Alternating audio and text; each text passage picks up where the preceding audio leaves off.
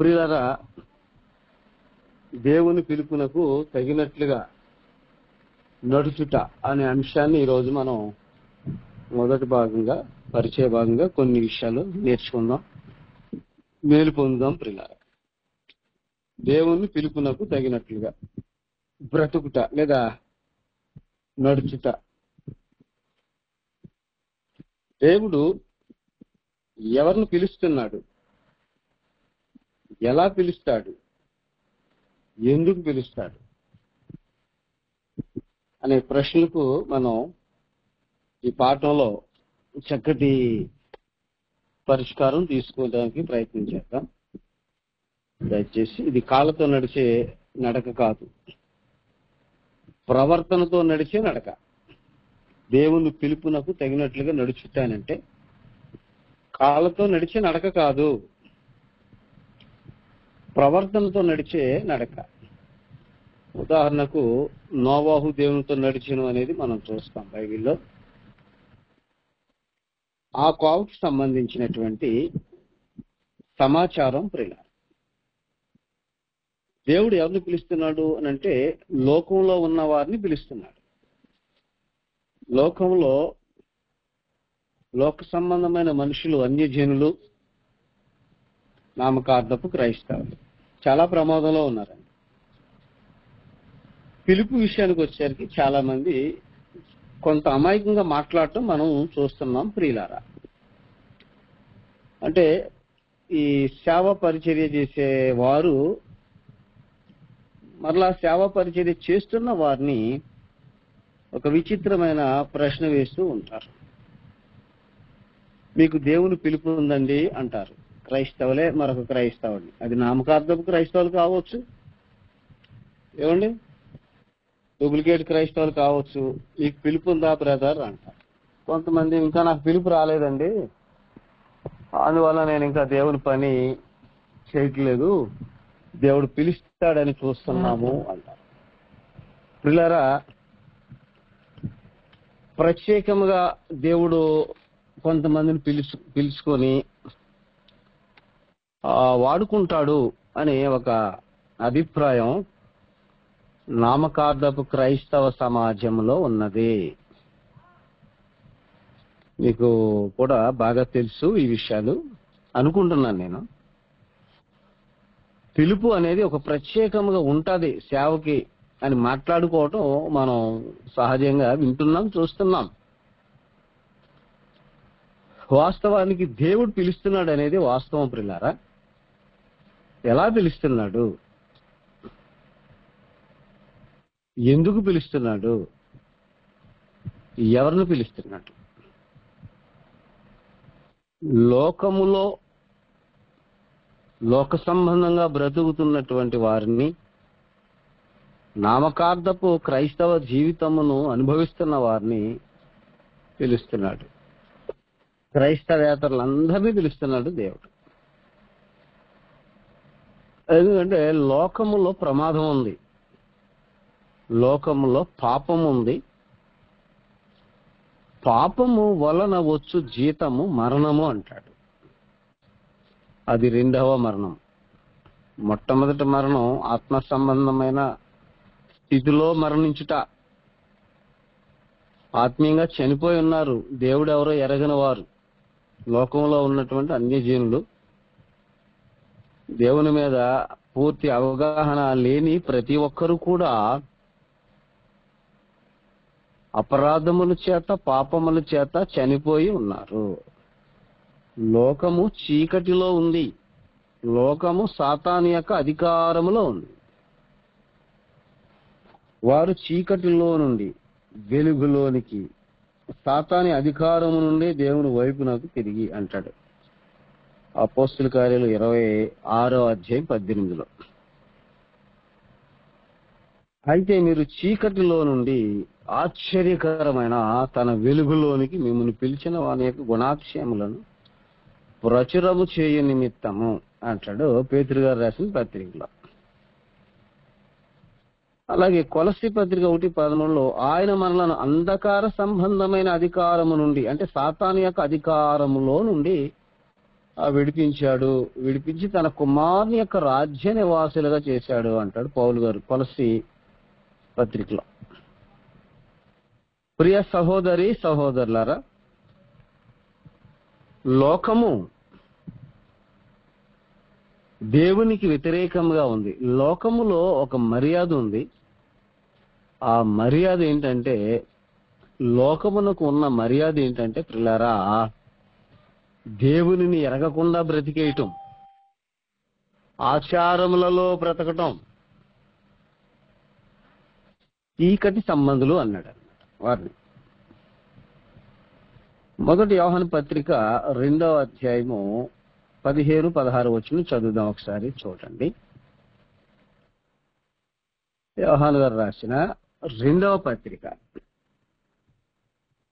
మొదటి పత్రిక 2వ అధ్యాయం 15-16 వచనాల్లో, ఈ లోకమునైనను లోకములో ఉన్న వాటినైనను ప్రేమింపకుడి. ఎవడైనను లోకమును ప్రేమించిన ఎడల తండ్రి ప్రేమ వానిలో ఉండదు. లోకములో ఉన్నదంతయు అనగా శరీరాశయు, నేత్రాశయు, జీవపు డంభమును తండ్రి వలన పుట్టినవి కావు. అవి లోక సంబంధమైనవే. లోకమును దాని ఆశయు గతించిపోవుచున్నవి, కాని దేవుని చిత్తమును జరిగించువాడు నిరంతరము నిలుచును. లోకమును దాని ఆశయు గతించిపోవుచున్నది. అంటే లోక సంబంధమైన వాతావరణం, పరిస్థితులు, జీవితం, ఈ జీవపు డంభం అనేది ఎలా నశించిపోతుందంటే ప్రియులారా, దేవుని పిలుపునందుకొని, దేవుని పిలుపునకు లోబడి క్రైస్తవ జీవితమును కట్టుకోవటం వలన లోకానికి ఉన్నటువంటి లోక సంబంధమైన జీవన శైలి నశించిపోతుంది. అదే జరుగుతుంది కదా. ఒకప్పుడు భారతదేశంలో క్రైస్తవులు చాలా తక్కువ మంది. ఇప్పుడు 2024 వచ్చేసరికి చాలా విస్తృతంగా క్రైస్తవ్యం విస్తరించడం మనం చూస్తున్నాం. ఒకప్పుడు విగ్రహారాధన భయంకరంగా ఉండేది. ఇప్పుడు చాలా వరకు తగ్గింది. ఇప్పుడు ఉన్నది విగ్రహారాధన ఇప్పటికీ ఉంది, ఆచారాలు ఇప్పటికీ ఉన్నాయి. ఇంతకు ముందుతో పోలిస్తే ఇప్పుడు చాలా వరకు లోక సంబంధమైన నటన, లోక సంబంధమైన జీవితం గతించిపోవడం చూస్తాం. ఇంకా భవిష్యత్తులో ఇంకా గతించిపోవాలి. ఎందుకంటే ఇంకా భవిష్యత్తులో ఎక్కువ మంది క్రైస్తవులు అవుతారు. దేవుని చిత్తమై ఉంది. లోకములో ఏముందంటే శరీరాశ, నేత్రాశ, జీవపు డంభం అన్నాడు. కనుక ఆ లోకమును ప్రేమించొద్దు అంటున్నాడు. సంఘంతో చెబుతున్నాడు ఆ విషయాన్ని. సంఘముతో చెబుతున్నాడు, తెలియజేస్తున్నాడు. సంఘానికి తెలియజేస్తున్నాడు, క్రైస్తవ్యానికి తెలియజేస్తున్నాడు. యోహాను సువార్త 3:16లో దేవుడు లోకమును ఎంతో ప్రేమించాను అంటాడు. అంటే నాశనములో ఉన్నటువంటి లోకాన్ని, ప్రమాదంలో ఉన్నటువంటి లోకాన్ని దేవుడు ప్రేమించి అద్వితీయ కుమారుని అప్పగించాడు అనమాట. కాగా తన అద్వితీయ కుమారునిగా పుట్టిన వాని యందు విశ్వాసం ఉంచి వాడు నశింపక నిత్య జీవం పొందునట్లు ఆయనను అనుగ్రహించెను. ఎప్పుడు చెబుతున్నాడు ఈ మాటలు? యేసుక్రీస్తు వారి ద్వారా. ఏమండి, యేసుక్రీస్తు వారు మరణించక మునిపే యేసుక్రీస్తు వారి నోట ఈ విషయాలు తెలియజేస్తాడు. వాస్తవానికి అద్వితీయ కుమారుడు ఎప్పుడు? యేసు ఇప్పుడు దేవునికి అద్వితీయ కుమారుడుగా అంగీకరించబడ్డాడు అని అంటే మరణించి సమాధి చేయబడి తిరిగి లేపబడిన తరువాత. అర్థమవుతుందండి? ఇక్కడే చాలా మంది అజ్ఞానంగా ఆలోచించి అదేంటి అద్వితీయ కుమారుడు మరణించిన తర్వాత అంటున్నారేంటి? వాస్తవం అది. యేసుక్రీస్తు వారిని దేవుడు ఎప్పుడు కుమారుడుగా అంగీకరించాడు అని అంటే మరణించి సమాధి చేయబడి తిరిగి లేపబడిన తరువాత 50వ రోజు పెంటకొస్తు పండుగ దినమున ఆయన పరలోకం వెళ్ళిన తర్వాత అక్కడ అంగీకరించబడ్డాడు. ఎలాగనగా నీవు నా కుమారుడవు, నేడు నేను నిన్ను కంటిని. అర్థమైందా? కుమారుడు కాకమునుపే, అద్వితీయ కుమారుడుగా పుట్టక మునిపే ఆయన్ని పరిచయం చేసుకుంటూ వచ్చాడు. యేసు వారిని కుమారుడిగా అంగీకరించే పరిస్థితులను ప్రవచింపజేసుకుంటూ వచ్చాడు, వాగ్దానం చేసుకుంటూ వచ్చాడు. కీర్తనల గ్రంథంలో ఉంటుంది ఈ విషయం. 2వ అధ్యాయము 6-7 వచనాల్లో చాలా క్లియర్ గా ఉంటది అనమాట. నేను నా పరిశుద్ధ పర్వతమైన సియోను మీద నా రాజుని ఆసీనునిగా చేసి ఉన్నాను అంటాడు. చూడండి ఒకసారి, మీ బైబిల్ విప్పండి దయచేసి చూడండి. ప్రతిదీ కూడా దేవుడు ప్రవచన రూపంలో, వాగ్దాన రూపంలో తెలియజేశాడు. నేను నా పరిశుద్ధ పర్వతమైన సియోను మీద నా రాజుని ఆసీనునిగా చేసి ఉన్నాను, కట్టడను నేను వివరించేదను, యెహోవా ఇలాగూ సెలవిచ్చాను, నీవు నా కుమారుడవు, నేడు నిన్ను కని ఉన్నాను. అది అర్థమవుతుందండి. మరణించి సమాధి చేయబడిన తరువాత 50వ రోజు అప్పుడు అంటాడు. అంటే లోకములో ఉన్నటువంటి ప్రమాదపు స్థితి ఏదైతే ఉన్నదో, లోక సంబంధంగా బ్రతుకుతున్నటువంటి, పాపంలో బ్రతుకుతున్నటువంటి మానవులకి శిక్ష ఉంది. దేవుడెవరు ఎరగకుండా బ్రతికేసి వాళ్ళ ఇష్టానుసారంగా వారి నీతిని, వారి యొక్క జీవితాన్ని అనుభవించి, మానవుని నీతి ఎలా ఉందండి? మురికి గుడ్డ వలె ఉంది అంటాడు. దేవుడు ఎవరో ఎరగకుండా ఎవడో నీతిమంతుడిగా తీర్చబడ్డాడు. అర్థమవుతుందండి. దేవుని మీద సరి అయిన అవగాహన లేనప్పుడు, దేవుని జ్ఞానానుసారముగా దేవుని ఎరగని వాడు నీతిమంతుడిగా దేవుని ఎదుట తీర్చబడడు. ఆ దేవుళ్ళు ఎంతమంది అయితే ఏంటండి, మనం నీతిగా, న్యాయంగా, భక్తిగా బ్రతికితే పరలోకం వెళ్ళిపోతాం అంటున్నారు ఈ బైబిల్ పండితులు అనబడేవారు. అది చాలా అజ్ఞానమైనటువంటి మాట పిల్లారా. లోకం చీకటిలో ఉంది, లోకం పాపంలో ఉంది, లోకం ప్రమాదంలో ఉంది. పాపములో ఉన్న లోకమునకు శిక్ష ఉంది, 2వ మరణం ఉంది అన్నాడు. ప్రకటన గ్రంథం 21వ అధ్యాయంలో చూస్తాం మనం. చూడండి, ప్రకటన గ్రంథం 21వ అధ్యాయం 8వ వచనంలో మనం చాలాసార్లు చదువుకున్నాం, మరొకసారి చదువుదాం. చూడండి, చదువుతారా ఒకసారి మీరు? చూడండి జాగ్రత్తగా. 8వ వచనం చదివేద్దాం డైరెక్ట్. పిరికి వారును, అవిశ్వాసులను, అసహ్యులను, నరహంతకులను, వ్యభిచారులను, మాంత్రికులను, విగ్రహారాధికులను, అబద్ధికులను అగ్నిగంధకములతో మండుగుండములో పాలు పొందుదురు. ఇది 2వ మరణం. ఇది లోకంలో ఉన్న వారి యొక్క పరిస్థితి ఇది. ఏమండి, ఈ క్వాలిటీస్ ఒకవేళ సంఘంలో ప్రవేశించిన వారికి ఉంటే, అబద్ధాలాడే స్థితి, ఏమండి, పిరికితనం, అవిశ్వాసము, ఇక్కడ చదివినటువంటి ఆ యొక్క చెడ్డ లక్షణాలు ఏవైతే ఉన్నాయో అవి సంఘంలో ఉండి కూడా ఒకవేళ కొనసాగిస్తే 2వ మరణం అంటే పాతాళ లోకములోని అగ్నిగుండంలోనికి వెళ్ళి నిత్య శిక్షలో కాలిపోవాల్సిందే. అలాంటి స్థితి నుండి తప్పించటానికి పరలోకమందున్న దేవుడు పిలుస్తున్నాడు అన్నమాట. లోకంలో ఉన్న వారిని పిలుస్తున్నాడు. తన కుమారుని ద్వారా లోకమును తనతో సమాధానపరచుకోవటానికి, క్రీస్తు ప్రభునందు ప్రమాదపు స్థితిని తప్పించి మహిమనిచ్చుటకు పరలోకమందున్న దేవుడు పిలుస్తున్నాడు. చూద్దాం ఒకసారి, మీరే చూడండి దయచేసి. ఎలా పిలుస్తున్నాడు అంటే, దశలోనికి రాసినటువంటి 2వ పత్రిక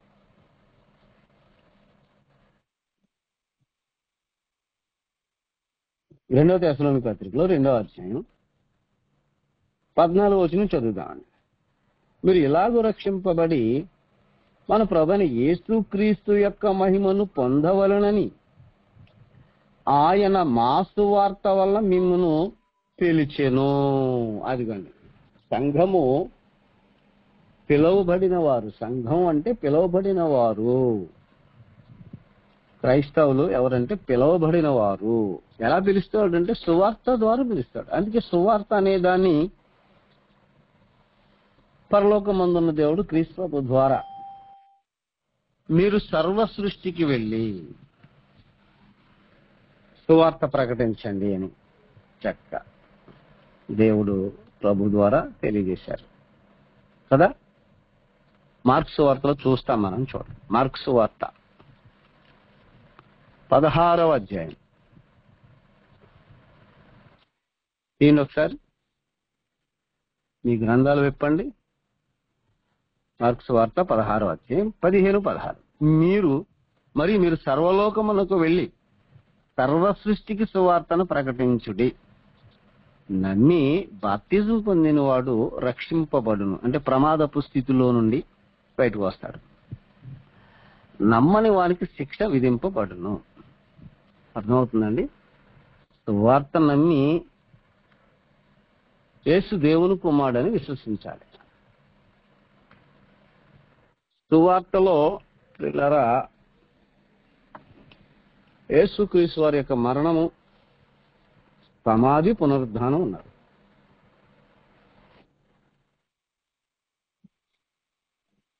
బాగా ఆలోచించాలి,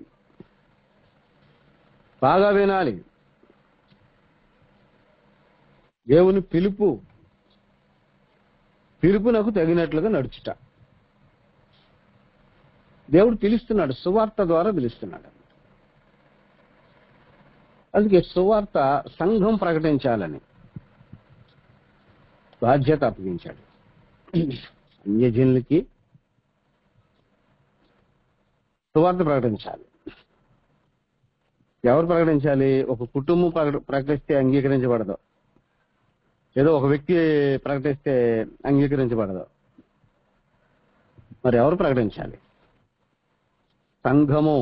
సంఘమంతా ఎంతమంది ఉంటే అంతమంది కలిసి కట్టిగా సువార్త ప్రకటించాలి.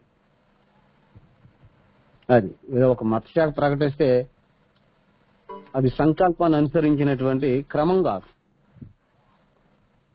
దేవుడు తన సంకల్పంలో ప్రియులారా సంఘానికి అప్పగించాడు సువార్త ప్రకటించే బాధ్యత. చూద్దాం, ఎఫెసీయులకు రాసిన పత్రిక 3వ అధ్యాయం 8వ వచనం. దేవుడు మన ప్రభు అయిన క్రీస్తు యేసునందు చేసిన నిత్య సంకల్పము చొప్పున అది పరలోకములో ప్రధానులకును అధికారులకును సంఘము ద్వారా తన యొక్క నానా విధములైన జ్ఞానమును ఇప్పుడు తెలియబడవలని ఉద్దేశించి శోధింప సఖ్యము కాని క్రీస్తు ఐశ్వర్యమును అన్యజనులు ప్రకటించుటకును. అది అండర్లైన్ చేసుకోండి. క్రీస్తు ఐశ్వర్యము, సువార్త అనేది క్రీస్తు ఐశ్వర్యమును సంఘము ద్వారా ప్రకటించాలి. ఎవడబడతాడు ప్రకటించడానికి లేదు. సువార్త ప్రకటించేవాడు క్రీస్తు సంఘములో సభ్యుడై ఉండాలి, లేదా సువార్తికుడై ఉండాలి.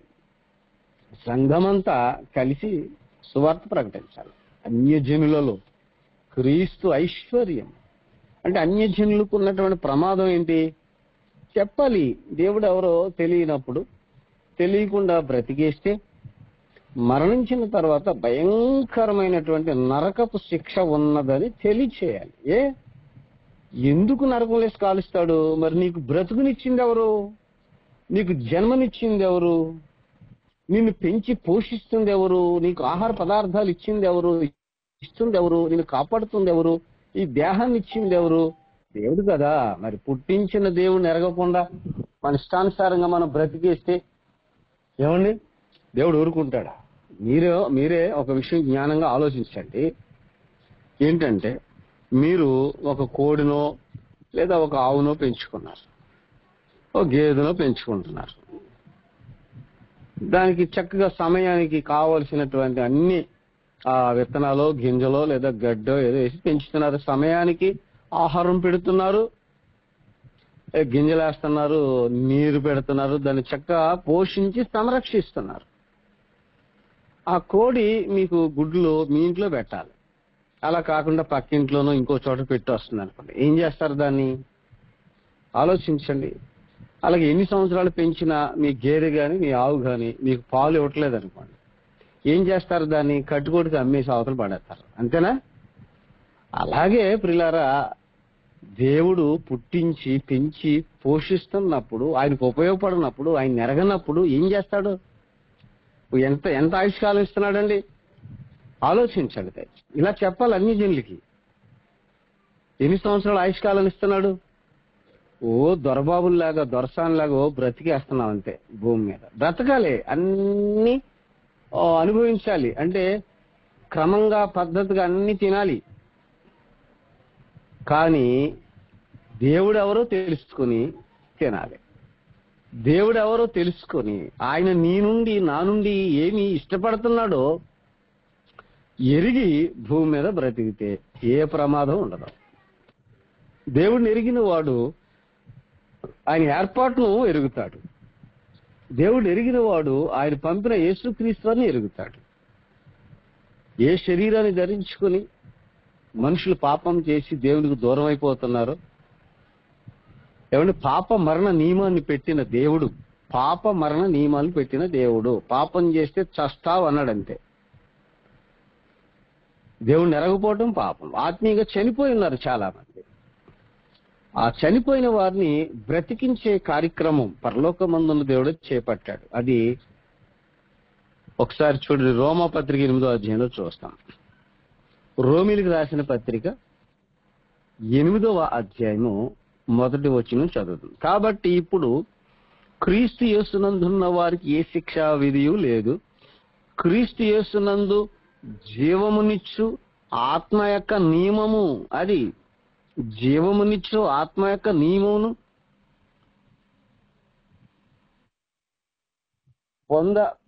పాప మరణ నియమం నుండి, ఒకసారి జాగ్రత్తగా, నాకు ఇది కనపడతలేదు.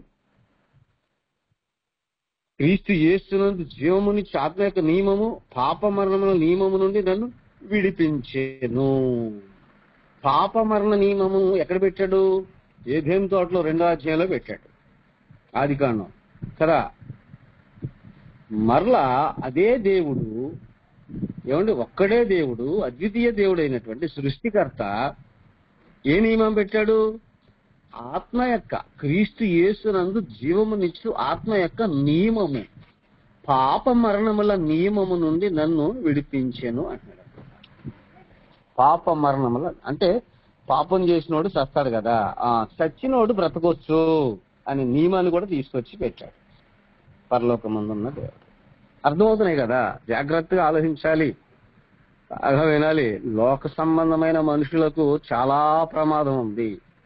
దేవుణ్ణి ఎరగకుండా బ్రతుకుతున్నటువంటి మానవ జాతికి మరణం తర్వాత చాలా పెద్ద శిక్ష ఉంది. ఆ శిక్షను తప్పించటానికి సృష్టికర్త అయిన దేవాతి దేవుడు ఆత్మ యొక్క, క్రీస్తు యేసునందు ఆత్మ యొక్క నియమాన్ని పెట్టాడు.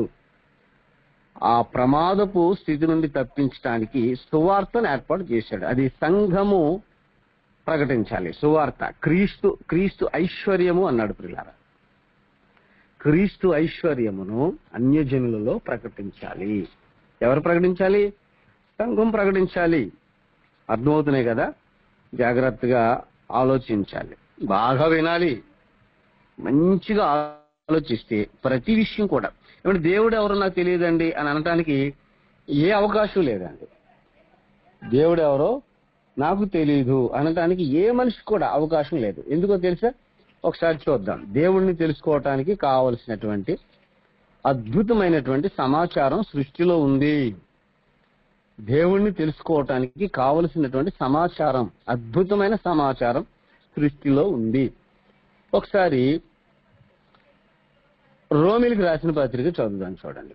రోమా పత్రిక 1వ అధ్యాయం 19వ వచనం చదువుదాం చూడండి. అంటే చాలా మంది ప్రియులారా, దేవుడు ఎవరో తెలియదండి అని అంటారు కదా, అనటానికి అవకాశం లేదు. చూడండి జాగ్రత్తగా 19వ వచనం చదువుదాం. చూడండి. ఎందుకనగా దేవుని గూర్చి తెలియశక్యమైనదేదో అది వారి మధ్య విషదమై ఉన్నది. అర్థమవుతుందండి? దేవుని గూర్చి తెలియశక్యమైనదేదో అది వారి మధ్య అంటే మనుషుల మధ్య విషదమై ఉన్నది. దేవుడు ఎవరో తెలియకోకుండా దుర్నీతిలో వెళ్ళిపోతున్నారు. చూడండి 18వ వచనం చూడండి. దుర్నీతి చేత సత్యమును అడ్డగించు మనుషుల యొక్క సమస్త భక్తిహీనత మీదను దుర్నీతి మీదను దేవుని కోపము పరలోకము నుండి బయలుపరచబడుచున్నది. మనుషులు ఏం చేశారంట పిల్లరా? సత్యాన్ని అడ్డగించేశారంట. అంటే దేవుని యొక్క మహిమను పురుగులకి, పక్షులకి, చతుష్పాద జంతువులకి, ఆఖరికి మనుషులు కూడా ఇచ్చేసారంట. అది దుర్నీతి. అది సత్యమును అడ్డగించే దుర్నీతి, భక్తిహీనత అన్నాడు. ఎందుకు ఇలా ఇచ్చారు ఆలోచిస్తే ఎవరన్నమాట. ఇంత పెద్ద సృష్టిని కలగజేసిన దేవాతి దేవుడు ఒక పక్షిలోనో, ఒక మృగంలోనో, ఒక జంతువులోనో, ఒక మనిషిగానో, ఒక పురుగుగానో ఉంటాడా? ఉండడు. ఆలోచించాలి. ఎంతటి సృష్టి అండి! ఎంతటి ఈ యొక్క సృష్టిని మనం చూస్తున్నాం పిల్లారా. భూమి మీద ఎన్ని రకాల జంతువులు, సుమారుగా ప్రియ సహోదరి సహోదరులారా 84 లక్షల రకాల జీవరాశుల్ని పెంచి పోషిస్తున్నాడు. 800 కోట్ల మానవ జాతిని సుమారుగా 6,000 సంవత్సరాల నుండి పరలోకమందున్న దేవుడు పెంచి పోషిస్తున్నాడు. ఎలా? దేవుడు తన జ్ఞానంతో, అద్వితీయ జ్ఞానంతో మానవ జాతికి కావలసినటువంటి ఆహారపు పదార్థములు, మానవ జాతికి కావలసినటువంటి గాలి, నీరు అద్భుతంగా ఈ భూమి మీద పెట్టాడు, సృష్టిలో పెట్టాడు. అందుకే అంటాడు దేవుని గురించి తెలియశక్యమైనదేదో అది వారి మధ్య, ఎవరి మధ్య? మనుషుల మధ్యలోనే ఉంది. ఎక్కడికో హిమాలయ పర్వతాలకు వెళ్ళి తపస్సు చేసి దేవుణ్ణి తెలుసుకునే దౌర్భాగ్యమైన పరిస్థితి లేదు. అజ్ఞానులు ఏం చేస్తారంటే ఎక్కడికో వెళతారంట. అక్కడెక్కడికో వెళ్ళి తపస్సు చేసి దేవుణ్ణి కనుక్కొని వస్తారంట. ఎంత అజ్ఞానమో చూడండి, ఎంత అమాయకత్వమో చూడండి. ప్రియ దేవుణ్ణి తెలుసుకోవాలంటే నిన్ను నువ్వు తెలుసుకుంటే దేవుడు నీ యొక్క నిర్మాణంలోనే కనపడతాడు. నిన్ను చేసిన విధానం, నీవు నన్ను కలుగజేసిన విధమును చూడగా భయమును ఆశ్చర్యమును నాకు పుట్టుచున్నది అంటాడు. గుర్తించిన ఆ మహానుభావుడు. నీ దేహం, దేవుడు నీకు ఇచ్చిన దేహము, దేవుడు నీకు ఇచ్చిన అవయవాలు ఎంత విలువైన ఒకసారి ఆలోచించండి. ఏదైనా యాక్సిడెంట్ జరిగి చేయి కట్ అయితే కృత్రిమంగా ఏదైనా చేయి పెట్టాలి తప్ప మరలా ఒరిజినల్ గా అదే చేయ ఎక్కడ దొరకదు. చాలా విలువైన అవయవాలు, చాలా విలువైన దేహము, చాలా విలువైనటువంటి రక్త మాంసాలు పరలోకమందున్న దేవుడిచ్చి నీకు ఒక రూపాన్ని ఇచ్చి, ఒక అద్భుతమైనటువంటి రూపాన్ని ఇచ్చి, ఆరోగ్యాన్ని ఇచ్చి ఈ భూమి మీద నిన్ను పుట్టించి పెంచి పోషిస్తున్నాడు అంటే ఎందుకో ఏంటో అనేది ఆలోచించాలండి. పాపం అమాయకంగా బ్రతికేస్తున్నారు చాలా మంది. సృష్టింపబడిన వస్తువులను ఆలోచిస్తే దేవుడు ఉన్నాడని తేటగా కనపడుతున్నాడు. తినటం నేర్చుకుంది మానవ జాతి, తినొచ్చు, కానీ ఆలోచించాలి. ఎవరిచ్చారు? ఇదిగోండి వేసవికాలం వచ్చింది. ఏమి వచ్చినాయి మార్కెట్లోనికి? మామిడి పళ్ళు. ఎన్ని రకాలండి, మామిడి కాయలు, మామిడి పళ్ళు. ఈ వేసవికాలమే ఎందుకు వస్తున్నాయి? ఆ కాలంలో వచ్చే విధముగా పరలోకమందున్న దేవుడు, సృష్టికర్త అయిన దేవుడు వాటికి ఆజ్ఞ ఇచ్చాడు. వాటి క్రమంలో అవి చక్కగా ఫలిస్తున్నాయి. వాటిని అనుభవిస్తున్నటువంటి మానవుడు మాత్రం ఆలోచిస్తలేదు. ఎంత దౌర్భాగ్యమో చూడండి.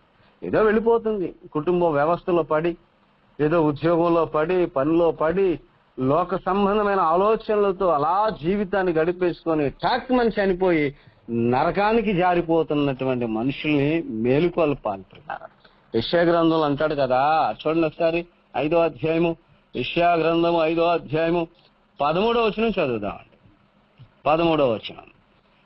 మహా పండితులు అనబడే వారికి లేని గొప్ప భాగ్యం మనకి ఇచ్చాడు పరలోకమందున్న దేవుడు. ఇలాంటి మాటలు వినలేని వారు చాలా మంది ఉన్నారు. ఇలాంటి జ్ఞానాన్ని నేర్చుకునే అవకాశం దేవుడు అందరికీ ఇవ్వడండి. అందరికీ ఇవ్వడు, కొంతమందికే ఇస్తాడు. ఆయనకి ఇష్టలైన వారికే ఇస్తాడు. అర్థమవుతుంది కదా?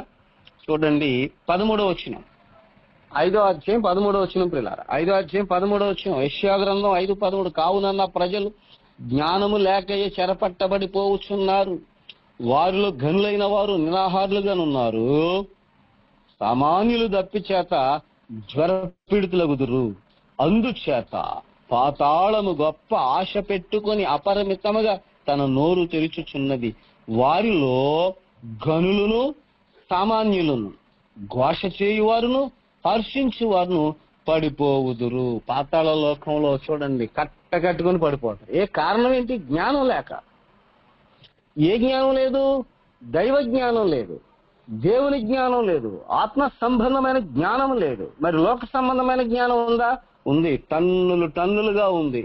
ఈ భూమి మీద ఎలా బ్రతకాలో, ఎలా సంపాదించాలో, ఎలా సుఖపడాలో, ఎలా మోసం చేయాలో, ఎలా పనికిమాలిన పనులు చేయాలో ఆ జ్ఞానం అయితే అద్భుతంగా ఉంది. మోసం చేసే జ్ఞానం ఉంది, మనుషుల్ని మోసం చేసే జ్ఞానం ఉంది, పాడైపోయే జ్ఞానం ఉంది. కానీ ఏ జ్ఞానం లేదంటే దేవునిని గూర్చిన జ్ఞానం లేదు. ప్రతి ఒక్కరూ పిల్లరా దేవునిని గూర్చిన జ్ఞానం సంపాదించుకోవాలి. అద్భుతంగా బ్రతుకు, ఏమున్నా లేకపోయినా సమాధానంతో బ్రతుకుతావు, సంతోషంతో బ్రతుకుతావు, తృప్తిగా బ్రతుకుతావు, ఆరోగ్యంతో ఏ టెన్షన్ ఉండదండి. ఇలాంటి జ్ఞానమును లోక సంబంధమైన మనుషులకు అందించవలసిన బాధ్యత సంఘానికి ఉంది, క్రైస్తవులకు ఉంది. గనుక అందరూ కలిసికట్టుగా ఇలాంటి జ్ఞానమును నామకార్థపు క్రైస్తవులకు ఇవ్వాలి. అలాగనే ప్రియులారా ఆ అన్యజనులకి ఇవ్వాలి. దేవుని వైపు తిప్పాలి. సువార్త ప్రకటించగా దేవుని వైపు తిరగాలి. చూడండి ఒకసారి అపోస్తుల కార్యములు చూడండి. దేవుడు ఎవరో తెలియకోకుండా సువార్త లేదండి. దేవుడు ఎవరో తెలియకోకుండా యేసుక్రీస్తు లేరండి. ఎంత మహాజ్ఞానాన్ని చెప్పినా దేవుడు ఎవరో తెలియకపోతే వారు నిత్యత్వంలోనికి, పరలోకంలోనికి ప్రవేశించే అవకాశం ఎంత మాత్రమునూ లేదు. 14వ అధ్యాయం చూద్దాం ఒకసారి. అపోస్తుల కార్యములు 14వ అధ్యాయం 15వ వచనం చదువు. అయ్యలారా, మీరెందుకు ఇలాగూ చేయుచున్నారు? మేము కూడా మీ స్వభావం వంటి స్వభావము గల నరులమే. మీరు ఈ వ్యర్థమైన వాటిని విడిచిపెట్టి ఆకాశమును, భూమిని, సముద్రమును, వాటిలో ఉండు సమస్తమును సృజించిన జీవము గల దేవుని వైపు తిరగవలని మీకు సువార్త ప్రకటించుచున్నాము. సువార్త ప్రకటించిన చోట దేవుడెవరో ఎరిగే విధంగా ప్రజెంటేషన్ చేయాలి. మన ఇష్టం వచ్చినట్టు కథలు చెప్తే కుదరదు. మన ఇష్టం వచ్చినట్టు లైన్లో చెబితే దేవుడు అంగీకరించడు. ఏదో నీ పిచ్చలు పోవాల్సిందంతే. ఆ దేవుళ్ళు ఎంతమంది అయితే ఏంటి బ్రదర్ అనకండి. అసలు ఎప్పుడు కూడా దేవుడు ఎవరైతే ఏంటి బ్రదర్ అనకండి. ఎప్పుడు కూడా దేవుడు ఎవరో తెలియకుండా ఎవడు క్రైస్తవుడిగా దేవుని చేత అంగీకరించబడడు. గలతీయులకు రాసిన పత్రిక చూడండి ఒకసారి. గలతీయులకు రాసిన పత్రిక చాలాసార్లు చదువుకున్నాం పిల్లరా. అంటే లోకమును పిల్లరా దేవుని వైపు తిప్పాలి. లోకమును దేవుని వైపు త్రిప్పాలి. దేవుడు లోకములో ఉన్న మనుషులను పిలుస్తున్నాడు. ఎలా పిలుస్తున్నాడు అనే విషయాలు మనం మాట్లాడుకున్నాం. సువార్త ద్వారా పిలుస్తున్నాడు ఆయన. దేవుని యొక్క ఏర్పాటు ఇదంతా. దేవుడు అనాది కాలంలోని ఏర్పాటు అంతా కూడా సిద్ధపరిచాడు. గలతీయులకు రాసిన పత్రికలో 4వ అధ్యాయము 8వ వచనం. ఆ కాలమందైతే మీరు దేవుని ఎరగని వారై నిజమునకు దేవుళ్ళు కాని వారికి దాసులై ఉంటిరి.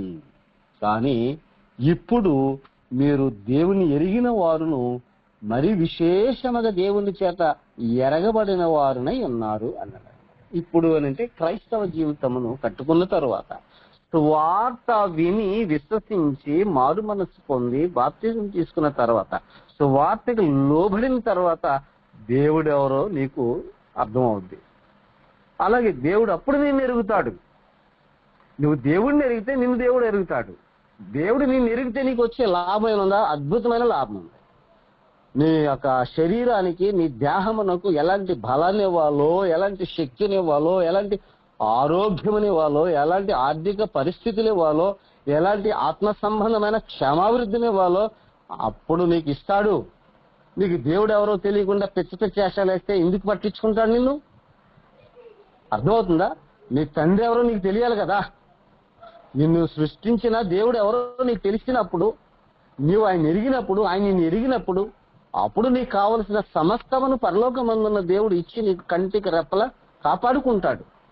అంతేగాని ఆ దేవుళ్ళు ఎంతమంది అయితే ఏంటండి, ఇద్దరైతే ఏంటి, ముగ్గురైతే ఏంటి, ఇష్టం వచ్చినట్టు మాట్లాడి, కానీ దేవుళ్ళు కాని వారికి మొక్కేసి నీ ఇష్టానుసారంగా నువ్వు ప్రవర్తించి మేలు జరగాలి అంటే ఎలా జరిగిద్ది నా ప్రియ సహోదరి సహోదరుడా?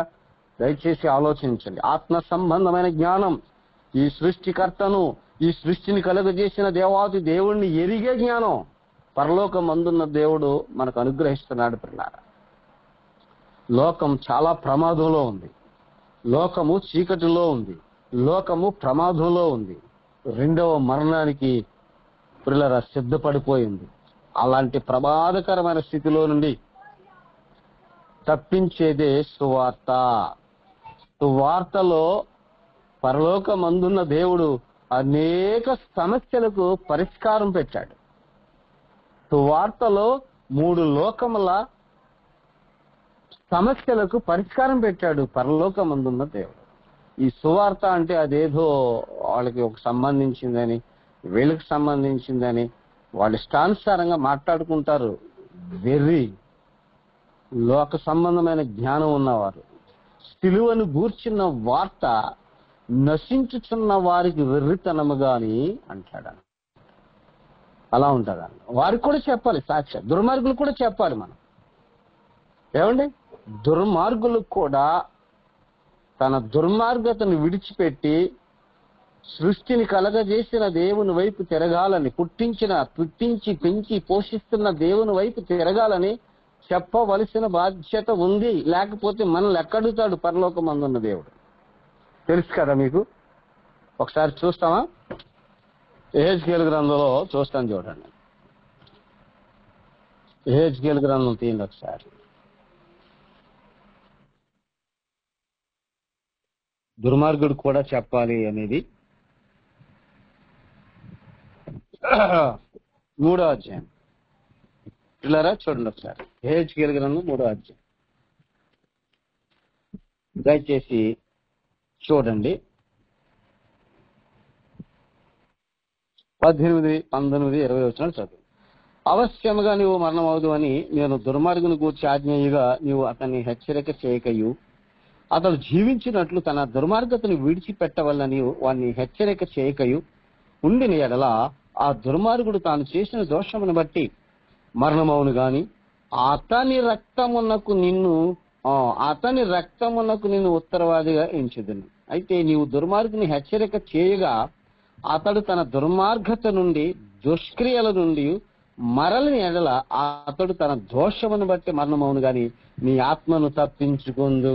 చెప్పవలసిన బాధ్యత సంఘానికి ఇచ్చాడంతే, దైవజనులకు ఇచ్చాడు పరలోకమందున్న దేవుడు. చెప్పాలి, ప్రేమతో చెప్పాలి, జ్ఞానంగా చెప్పాలి, ఓర్పు సహనంతో చెప్పాలి, దీర్ఘశాంతంతో చెప్పాలి. వారికి తెలియదు కదా, మరి మనకు తెలియజేశాడు పరలోకమందున్న దేవుడు. ప్రియ సహోదరి సహోదరులారా, దేవుని పిలుపునకు తగినట్లుగా నడుచుకొనుట అనే ఈ యొక్క అంశంలో మొదటి భాగంగా దేవుడు ఎవరిని పిలుస్తున్నాడు, లోకంలో ఉన్నటువంటి లోక సంబంధమైన జీవితాన్ని అనుభవిస్తున్నటువంటి పాపంలో ఉన్న వారిని, చీకటిలో ఉన్న వారిని పిలుస్తున్నాడు పరలోకమందున్న దేవుడు. ఎలా పిలుస్తున్నాడు అనంటే సంఘము ద్వారా పిలుస్తున్నాడు, సువార్త ద్వారా పిలుస్తున్నాడు. సంఘమునకు సువార్త ప్రకటించే బాధ్యతను, క్రీస్తు ఐశ్వర్యమును అన్యజనులలో, నామకార్థపు క్రైస్తవుల్లో ప్రకటించే బాధ్యతను సంఘానికి ఇచ్చాడు. ఈ లోకంలో ఒక డిఎస్పీకి, కలెక్టర్కి లేని గొప్ప భాగ్యం, గొప్ప ధన్యత. సంఘం అంటే పిల్లరా కాస్ట్లీ మనుషులండి. సంఘంలో ఎవరుంటారో తెలుసా? కాస్ట్లీ మనుషులు ఉంటారు.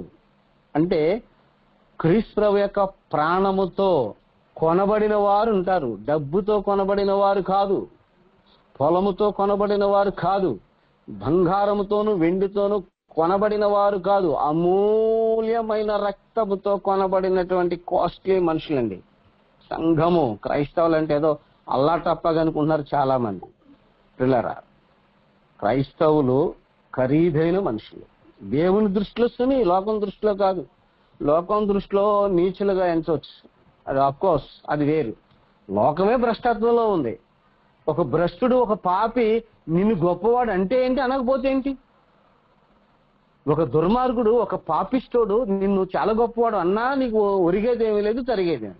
చాలా మంచివాడన్నా ఒరిగేదేమీ తరిగేది లేదు. సృష్టికర్త అయిన దేవాది దేవుడు క్రీస్తు ప్రభు యొక్క రక్తంలో కడగబడినటువంటి క్రైస్తవులను పరిశుద్ధులు అంటున్నాడు, ఖరీదైన మనుషులు అంటున్నాడు. దయచేసి ప్రియ మిత్రులారా, సహోదరి సహోదరులారా, పిలువబడినటువంటి వారు ఎలా పిలుపునకు తగినట్లుగా బ్రతకాలో, పిలుపు ఎంత విలువైందో మరొక భాగంలో దేవుని చిత్తం అయితే మనం మాట్లాడుకొని మరిన్ని ఆత్మ సంబంధమైన మేలు పొందాం. ప్రార్థన చేసుకుందాం. సకల ఆశీర్వాదములకు కారణభూతుడు అయిన ప్రియా పరలోకపు తండ్రి, ఇంతవరకు